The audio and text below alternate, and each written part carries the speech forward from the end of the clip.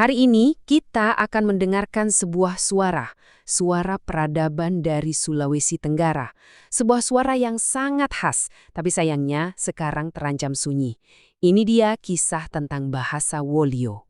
Tapi sebelum kita mulai, saya punya teka-teki nih buat Anda. Coba deh bayangin, ada nggak sih sebuah bahasa yang setiap satu katanya, tanpa terkecuali, pasti diakhiri dengan bunyi vokal yang terbuka? Bahasa apa ya kira-kira? Yap, jawabannya adalah bahasa Wolio. Dan ini bukan sekedar bahasa daerah biasa loh, ini adalah suara bersejarah dari Kesultanan Buton, sebuah kekuatan maritim yang dulu sangat berpengaruh di Nusantara.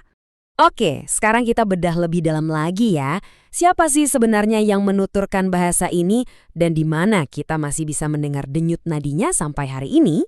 Jadi, penuturnya itu masyarakat asli Buton ya, yang tersebar di wilayah Bau-Bau dan sekitarnya. Tapi yang bikin keren banget itu sejarahnya. Dulu, bahasa Wolio ini ibarat bahasa pemersatu, lingua franca, buat semua urusan di seluruh wilayah Kesultanan Buton, dari administrasi sampai perdagangan. Nah, sekarang perannya bergeser jadi semacam benteng identitas budaya mereka yang sangat berharga. Nah, sekarang kita masuk ke bagian yang paling seru. Apa sih yang bikin bahasa Wolio ini kedengarannya beda banget, kayak punya melodi sendiri gitu? Rahasianya ada di aturan bunyinya atau fonologinya. Ini dia aturan emasnya. Setiap kata pasti berakhir dengan salah satu dari 5 bunyi vokal A, I, U, E, atau O. Nggak ada pengecualian. Aturan inilah yang bikin aliran bahasanya jadi ngalir banget, ritmis, seolah-olah setiap kata itu nyambung dengan mulus ke kata berikutnya. Kalau tadi kita udah ngomongin melodinya, sekarang kita bahas harmoninya, tata bahasanya. Dan ini bukan sekedar aturan yang bikin pusing loh, justru ini sistem yang cerdas banget dan super efisien dalam menghasilkan bunyi. Oke, kita lihat satu contoh kecerdasannya ya. Ada yang namanya prefiks atau awalan sengau N. Biar gampang, bayangin aja awalan ini kayak bunglon. Dia nggak punya bentuk tetap, tapi bisa secara pinter ganti-ganti warna, atau dalam kasus ini ganti bunyi, biar nyatu dengan konsonan yang mengikutinya.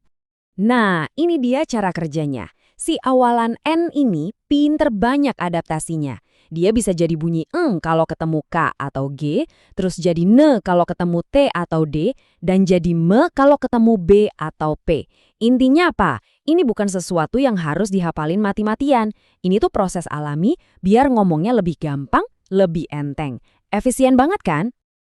Oke, cukup soal teknisnya. Sekarang, yuk kita lihat gimana bahasa ini jadi cerminan dari jiwa dan kearifan masyarakatnya.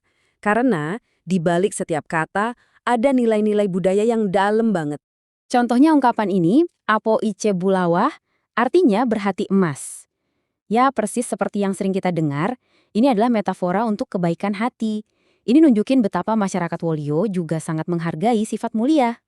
Lanjut, ada apoinca umane, yang artinya berhati jantan. Tapi ini bukan soal gender doang ya. Ini lebih ke sifat-sifat kayak tegas, berani, dan punya pendirian yang kokoh. Sebuah nilai yang dijunjung tinggi dalam budaya mereka. Nah, pasangannya ada apo inca bawine atau berhati wanita yang merefleksikan sisi lembut, penuh kasih sayang, dan empati. Dari 3 ungkapan ini aja kita udah bisa lihat kan betapa kayanya bahasa Wolio dalam memetakan karakter dan sifat manusia. Tapi, di balik semua keindahan dan kekayaan ini, ada sebuah kenyataan yang jujur aja pahit. Bahasa Wolio saat ini lagi berjuang keras buat bertahan hidup di tengah gempuran dunia modern. Slide ini nunjukin medan perangnya. Di satu sisi, mereka punya benteng pertahanan. Bahasa ini masih diwariskan di keluarga, masih hidup di riuhnya pasar dan diajarkan di sekolah. Tapi di sisi lain, serangannya juga nggak main-main. Bahan bacaan hampir nggak ada, banyak yang menikah dengan etnis lain, dan yang paling parah, ada anggapan kalau bahasa ini tuh kuno. Tapi komunitas Wolio nggak nyerah gitu aja. Mereka benar-benar berjuang. Para orang tua sengaja ngobrol pakai bahasa Wolio di rumah. Para pedagang mempertahankannya di pasar. Bahasa ini tetap jadi nyawa di upacara-upacara adat penting. Bahkan ada lomba pidato dan baca syair buat anak-anak mudanya. Ini bukti nyata kalau semangat mereka buat menjaga warisan ini masih menyala. Sebagai penutup, coba kita renungkan sama-sama. Bahasa Wolio ini kan bukan cuma sekumpulan kata ya. Ini tuh seperti arsip hidup yang isinya kearifan, sejarah, dan cara pandang sebuah peradaban.